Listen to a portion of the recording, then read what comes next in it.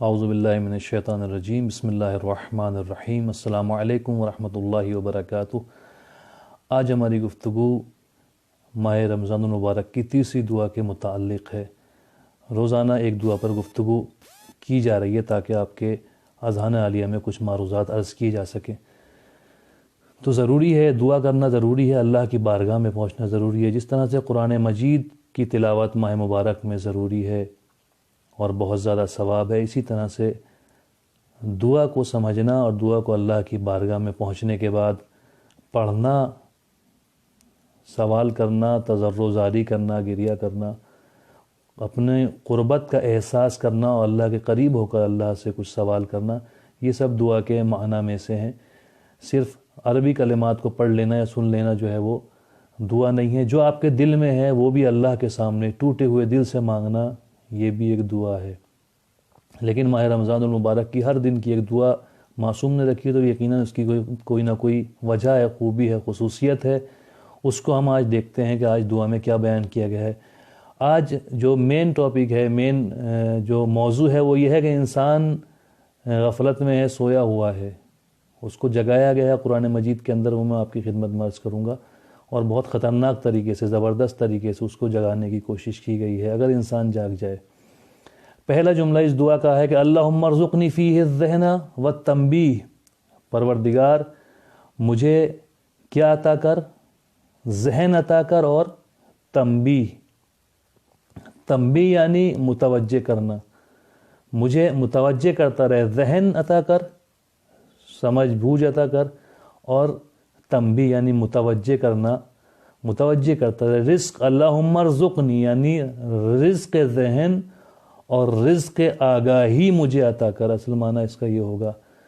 رزق کیا ہے؟ رزق ایک ایسی چیز ہے جس کے لیے ہر انسان پریشان ہے، ہر انسان اس کی تلاش میں، ہر انسان اس کے پیچھے دوڑ رہا ہے، ایک دوسرے سے لڑائی ہو رہی ہے، ایک دوسرے سے انسان مار کاٹ ہو رہی ہے، صرف کس وجہ سے کہ یہ رزق جو دوسرے کے حصے میں وہ میں اس کو حاصل کر لوں۔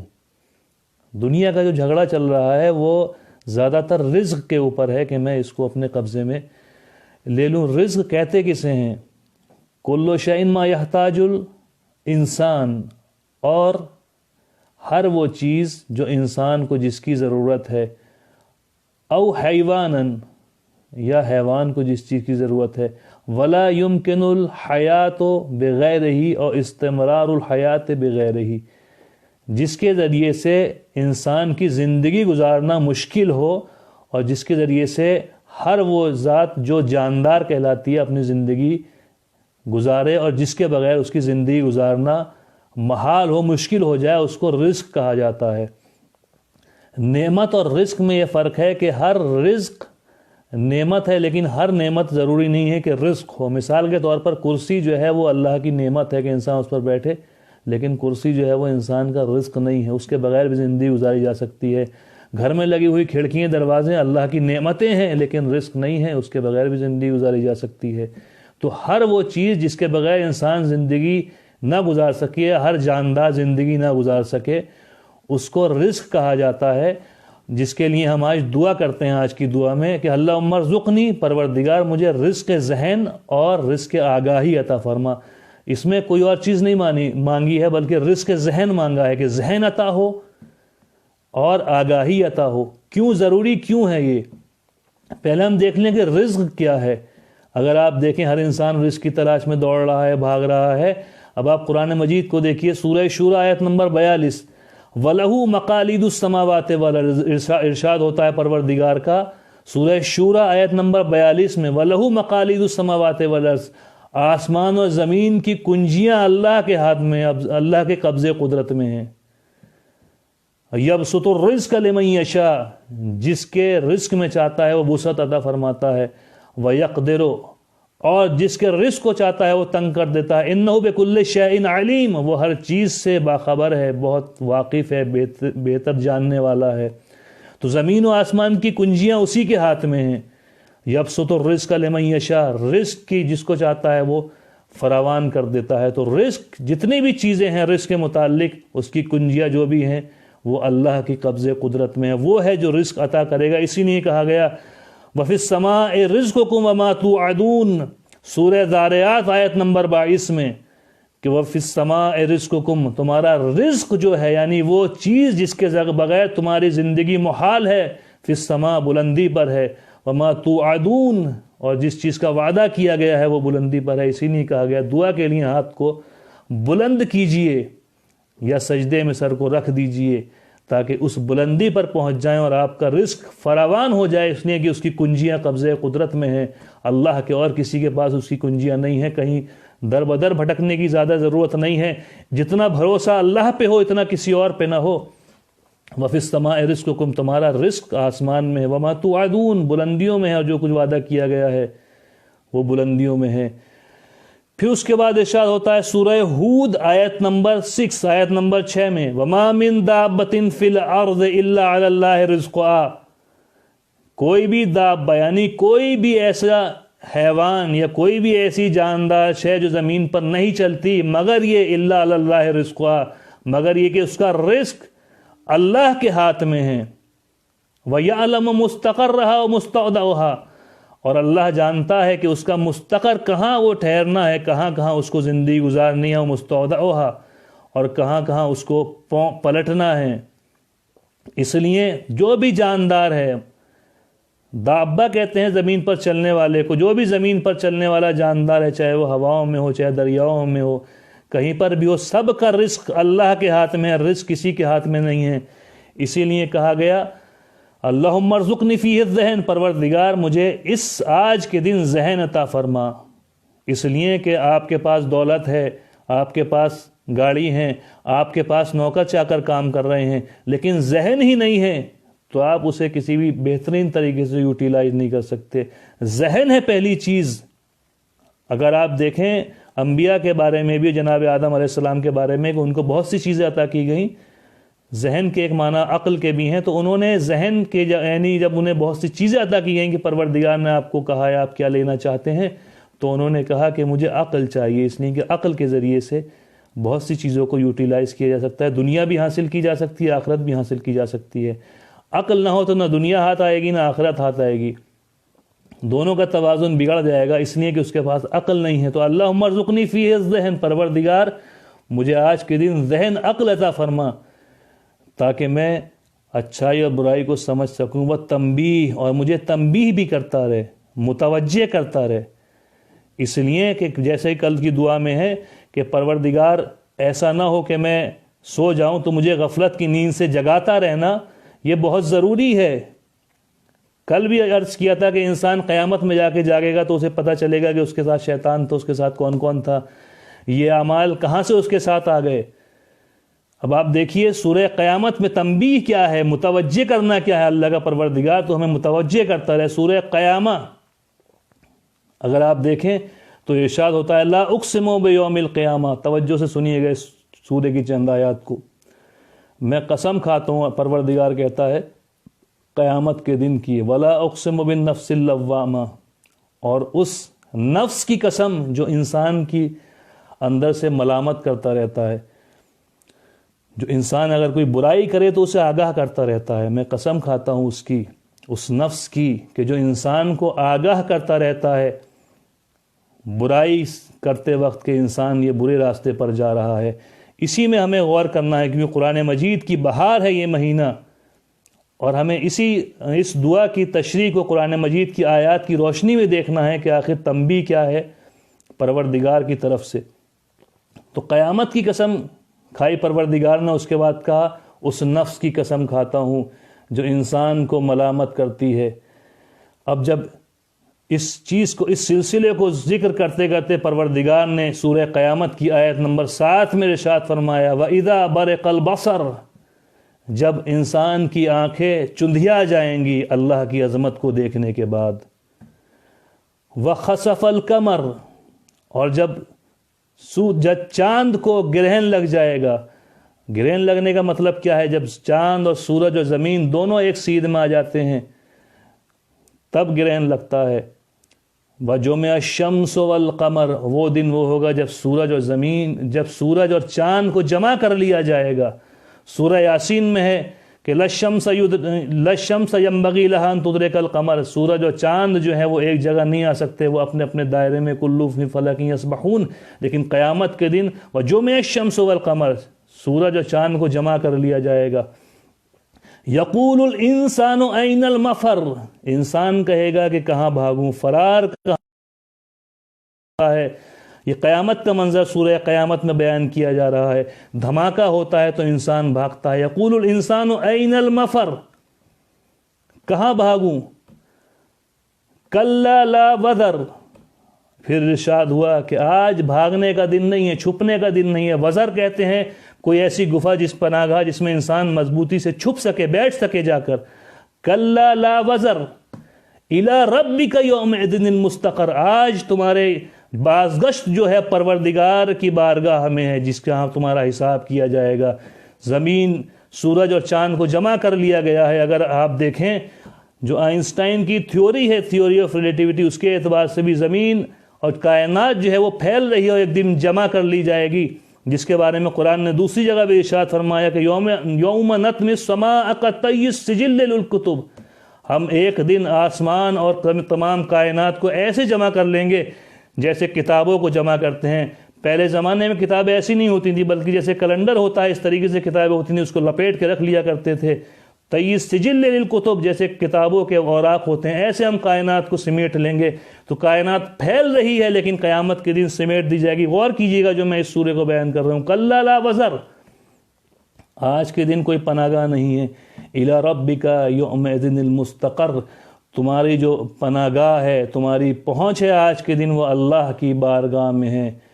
اب دعا میں کیا کہا جا رہا ہے، پروردگار ہمیں توجہ دلاتا رہے، آگاہ کرتا رہے۔ اب قرآن کہتا ہے سورہ قیامت کی 13ویں آیت میں، یُنَبَّأُ الْإِنسَانُ یَوْمَئِذٍ بِمَا قَدَّمَ وَأَخَّرَ، آج کے دن انسان متوجہ ہوگا کہ اللہ کی بارگاہ میں اس نے کیا پیش کیا ہے اور کیا چھوڑ دیا ہے۔ میں دو الفاظ میں بتا دیتا ہوں، جو بھی آپ نے قربتاً الی اللہ انجام دیا ہے اپنی زندگی میں، وہ اللہ کی بارگاہ میں پہنچے گا۔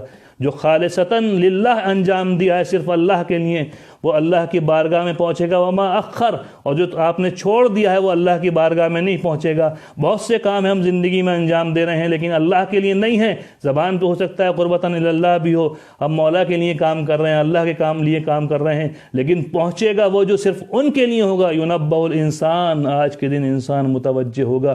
اسی دعا میں ہم یہی کہنا چاہتے ہیں، پروردگار کہ ہمیں اس دنیا میں اور آج کے دن تو متوجہ کرتا رہے، اس لیے کہ کل قیامت کے دن ہمیں نہ پتہ چلے کہ ہم کیا کرنا تھا، ہمیں کیا نہیں کرنا تھا۔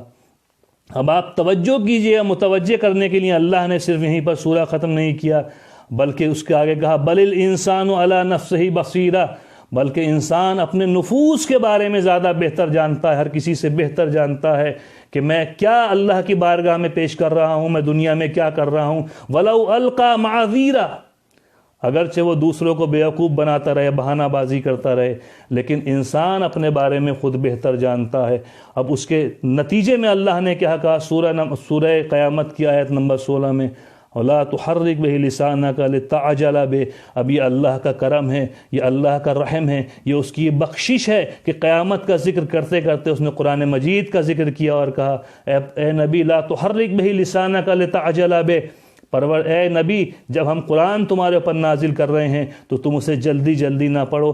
ان علینا جمعہ وقرآنہ، تمہارے اوپر نازل کرنا بھی ہماری ذمہ داری ہے اور اس کی آیات کو پڑھنا بھی ہماری ذمہ داری ہے۔ فَإِذَا قَرَأْنَاهُ فَاتَّبِعْ قُرْآنَهُ، جب ہم قرآن مجید کو پڑھ دیں، تمہارے اوپر نازل کر دیں، اس کے الفاظ بھی نازل ہو جائیں، تب اس کو پڑھو، تب اس کو آپ پڑھ کے لوگوں کو سنائیں۔ یہ قرآن مجید قیامت کی آیتوں کے درمیان میں رکھنا، اور کچھ آیتیں بعد میں آ رہی ہیں سورہ قیامت کی، اس کے درمیان قرآن مجید رکھنا، یہ بتا رہا ہے کہ انسان کو گھبرانے کی ضرورت نہیں ہے۔ یہ قرآن مجید ہے جو آپ کو بتائے گا کہ کس طرف جانا ہے، کس راستے پر چلنا ہے، کیا آگاہی کا راستہ ہے، کیا کامیابی کا راستہ ہے، کیا نقصان کا راستہ ہے، بس اسے پڑھنے کی ضرورت ہے۔ اسی لیے کہا نبی آپ جلدی نہ کریں، یعنی کوئی بھی انسان جلدی نہ کرے، ہم اس کے لیے قرآن مجید نازل کر رہے ہیں، اس کو پڑھنا ہے۔ یہی برکتوں کا مہینہ ہے جس میں ہمیں دیکھنا ہے۔ اس کے آگے بہت خطرناک بات کہی قرآن مجید نے، جو نتیجہ دیا ایسا کیوں ہے کہ ینبہ الانسان یومئذ بما قدم واخر، قیامت کے دن جا کر پتہ چلے گا اسے کہ اس نے کیا بھیجا ہے کیا نہیں بھیجا، کیا چھوٹ گیا کیا لے آیا، اسے واپس جانا ممکن نہیں ہے۔ سورہ قیامت میں پھر آگے آیت نمبر 20 میں بیان ہوا کلا بل تحبون العاجلہ، یہ صرف اس وجہ سے ہے کہ تم دنیا کی زندگی کو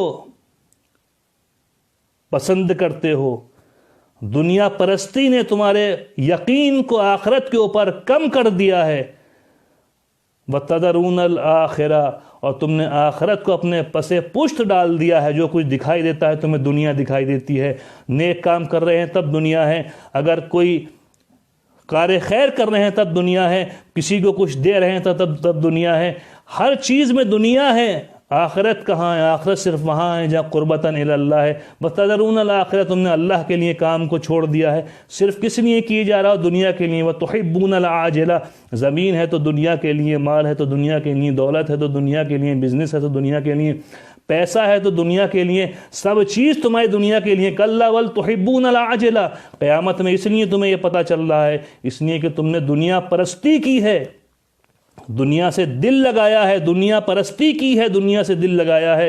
وَتَذَرُونَ الْآخِرَةَ، آخرت کو تو تم نے پس پشت ڈال دیا تھا۔ اب جو تم قیامت میں بھاگ رہے ہو اور کہہ رہے ہو این المفر، کہاں چھپوں، کہاں جا کر بھاگوں، تو یہ اسی لیے بھاگ رہے ہو کہ تم نے دنیا کو تو اہمیت دی، آخرت کو اہمیت نہ دی۔ دنیا پرستی نجات کا سبب نہیں تھا، تم نے آخرت کو اہمیت دینی تھی۔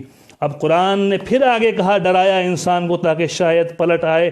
اس لیے بیان کر رہا ہوں کہ یہ مہینہ رحمت و برکتوں کا مہینہ ہے، قرآن مجید کا یہ مہینہ قرآن مجید کے لیے بہار ہے۔ کلا اذا بلغت التراقی، ہرگز ایسا نہیں ہے، دنیا پرستی سے کامیابی نہیں ہے۔ سورہ قیامت سورہ نمبر 75 اگر آپ دیکھیں اس کا ترجمہ انشاءاللہ، کلا اذا بلغت التراقی، ہرگز دنیا پرستی جو ہے کامیابی کا سبب نہیں ہے۔ زبان کو قابو میں کریے، آنکھ کو قابو میں کریے، زبان کان کو قابو میں کریے، وجود کو قابو میں کریے۔ دوسرے افراد جو کہہ رہے ہیں انہیں کہنے دیجئے کلا اذا بلغت التراقی، جس دن تمہاری روح جو ہے تمہارے گلے تک پہنچ جائے گی اور جسم سے نکلنے والی ہوگی۔ وقیل من راق، اور کون کہے گا، کون اس کو نجات دلائے، یہ مرنے والا ہے، انسان جانے والا ہے۔ وظن انہ الفراق، اور انسان کو خود بھی پتہ چل جائے گا کہ وہ دنیا اس کے ہاتھ سے چھوٹنے والی ہے۔ والتفت الساق بالساق، جب دونوں پنڈلیاں انسان کی مل جائیں گی روح نکلتے وقت، الی ربک یومئذ المساق، تو آج تمہارے جو مساق، تمہارے جانا ہے، پلٹنا ہے، لے جانا ہے، تمہیں کس کی طرف لے جانا ہے؟ الی ربک، تمہارے رب کی طرف ہم لے کر جا رہے ہیں۔ الی ربک یومئذ المساق، تمہارے رب کی طرف ہم لے کر جا رہے ہیں۔ تو یہ تنبیہ کب ہو رہی ہے؟ قیامت میں ہو رہی ہے، لیکن اس چیز کو اللہ نے ہماری ایک رحمت کے طور پر قرآن مجید میں بیان کر دیا تاکہ ہم متوجہ ہو جائیں کہ قیامت میں ہمارے پاس کیا ہونے والا ہے۔ اور کہا قیامت کا یقین اس لیے کم ہے کہ تم دنیا پرستی میں ہو، دنیا کی محبت ہے جو تمہیں قیامت سے روک رہی ہے۔ قیامت کی باتوں پر توجہ کیوں نہیں دے رہے ہو؟ دنیا پرستی ہے، کام کر رہے ہو لیکن دنیا پرستی کی وجہ میں وَتَذَرُونَ الْآخِرَةَ، آخرت کو تم نے پس پشت ڈال دیا ہے۔ اب قیامت میں جا کے دیکھو گے تم کیا لے کر آئے ہو۔ جب زمین و آسمان پھٹ جائے گا، چاند اور سورج جمع کر لیے جائیں گے، اور جب تم بھاگ رہے ہوگے اس وقت تمہیں پتہ چلے گا تم کیا لے کر آئے ہو۔ ابھی دنیا پرستی میں ہو، پھر القرآن نے کہہ دیا کہ نہیں، یہ دنیا پرستی فائدہ دینے والی نہیں ہے، بلکہ قربتاً الی اللہ کام کیجئے، روزہ رکھیے قربتاً الی اللہ، نماز پڑھیے قربتاً الی اللہ، حج و زکوٰۃ دیجئے قربتاً الی اللہ، خیرات کیجئے قربتاً الی اللہ، علم دیجئے قربتاً الی اللہ، جتنے بھی کام ہیں قربتاً الی اللہ کیجئے، بزنس کیجئے قربتاً الی اللہ۔ کیونکہ اگر تم نے ایسا نہیں کیا، تمہارا کام ایسا نہیں ہوا، تو اس کے بعد کیا ہو؟ لا صدق ولا صلی، قرآن کہہ رہا ہے کہ نہ تم نے کوئی تصدیق کی ہے، کچھ نہیں پہنچایا ہمارے پاس، ولا صلی، تم کچھ لے کر نہیں آئے ہو، ولکن کذب وتولی، گویا ایسا ہے کہ جیسے تم نے جھٹلا دیا ہو اور پس پشت پلٹ گئے ہوں، واپس پلٹ گئے ہوں۔ سورہ قیامت کا آپ ترجمہ دیکھیے گا تو اسی کی دعا ہے، اللہم ارزقنی فی الذہن والتنبیہ، پروردگار مجھے رزق ذہن عطا فرما، رزق کی کنجیاں تیرے ہاتھ میں ہیں، ہر چیز کا رزق، ہر وہ چیز جو انسان کی زندگی کے لیے اور جاندار کی زندگی کے لیے ضروری ہے، اس کا نام رزق ہے، اس کی کنجیاں تیرے ہاتھ میں، اس کو ہمارے اوپر فراوان فرما۔ کس چیز کو؟ ذہن، رزق ذہن عطا فرما۔ رزق بہت سی چیزیں، حیات رزق ہے، اولاد رزق ہے، علم رزق ہے، اس کے علاوہ دوسری چیزیں ہیں جس کو رزق کہا جاتا ہے، جس کے بغیر حیات جاندار چیز زندگی نہیں گزار سکتی، کھانا پینا، اسی لیے رزق ہے۔ کہا ہمیں رزق ذہن عطا فرما، اس لیے کہ اگر ہمارے پاس عقل آ گئی تو ہم دنیا میں بھی کامیاب ہو جائیں گے، آخرت میں بھی کامیاب ہو جائیں گے۔ وَتَنبیہ، اور متوجہ کرتا رہے۔ سورہ قیامت کی آپ انشاءاللہ ترجمہ دیکھیے گا، سورہ قیامت سورہ نمبر 75 جو اس میں بیان ہوا ہے۔ وَبَاعِدْنِي فِيهِ مِنَ الصَّفَاحَةِ وَالتَّمْوِیہ، پروردگار ہمیں دور فرما بے وقوفی سے، وَالتَّمْوِیہ، اور اس چیز سے جو غفلت کہلاتی ہے، ہمیں اس سے دور فرما۔ صفاحت یہی ہے، جہاں عقل نہ ہو وہاں صفاحت ہے، اور ایک معنی یہ ہے صفاحت کے کہ جہاں انسان بھول جائے کہ اسے کرنا کیا ہے، تو پروردگار ایسا قرار نہ دینا، ہمیں بیوقوف قرار نہ دینا، بلکہ ذہن دینا، متوجہ کرتے رہنا۔ وَاجْعَلْ لِي نَصِيبًا مِّن كُلِّ خَيْرٍ تُنَزِّلُ فِيهِ، اور جو بھی خیر نازل ہو، وَاجْعَلْ لِي نصیباً، نصیب ہمارے اردو میں بھی زبان میں بھی استعمال ہوتا ہے کہ ان کا نصیب بہت اچھا ہے، ان کا نصیب بہت خراب ہے۔ کیا مطلب؟ عربی میں نصیب کو کہتے ہیں حصے کو۔ وَاجْعَلْ لِي نَصِيبًا مِّن كُلِّ خَيْرٍ، پروردگار جو بھی خیر نازل فرما اس میں میرا حصہ ضرور قرار دینا۔ کائنات میں جب بھی، جہاں بھی، جو بھی خیر نازل ہو اس میں میرا حصہ ضرور رہے۔ بِجُودِكَ یا اجود الاجودین، تجھے تیرے جود کا واسطہ، سب سے زیادہ جود و کرم کرنے والے۔ جود کسے کہتے ہیں؟ جواد اس ذات کو کہتے ہیں کہ جو سب کچھ بخش دے اور اپنے لیے کچھ نہ روکے۔ یہ انسانوں کے لیے معنی ہے، لیکن جواد جب اس کو کہا جائے جو غنی ہے، جس کے قبضے قدرت میں ہر چیز ہے اور ہر صفت اس کی لامحدود ہے، وہ جس کو جتنا چاہے عطا کر سکتا ہے، اس کے خزانے میں کوئی کمی نہیں آ سکتی۔ وَلَهُ مَقَالِيدُ السَّمَاوَاتِ وَالْأَرْضِ، زمین و آسمان کی کنجیاں اس کے ہاتھ میں۔ رزق جس کا چاہتا ہے فراوان کرتا ہے، جس کا رزق چاہتا ہے کم کر دیتا ہے۔ تو اجود الاجودین اس لیے کہا گیا پروردگار اگر تو سب بھی عطا کر دے تو تیرے خزانے میں کمی آنے والی نہیں ہے، اور تجھے اس خزانے کی ضرورت بھی نہیں ہے۔ وآخر الدعوانا ان الحمد للہ رب العالمین، پروردگار ہمیں توفیق دے کہ ہم متوجہ ہو سکیں، ہم اس کی طرف اس دعا کو پڑھ سکیں، سمجھ سکیں اور بیدار ہو سکیں۔ ہمیں توفیق دے کہ جتنے بھی نوجوان ہیں بیدار ہوں، سمجھیں، اور امام زمانہ کے ظہور میں تعجیل فرماتا کہ ہم اس کے ذریعے سے آمادہ ہو سکیں امام کی نصرت کے لیے، اور امام کی جب ظہور ہو تو ہمیں ان کے اعوان و انصار میں قرار دینا۔ وآخر الدعوانا ان الحمد للہ رب العالمین۔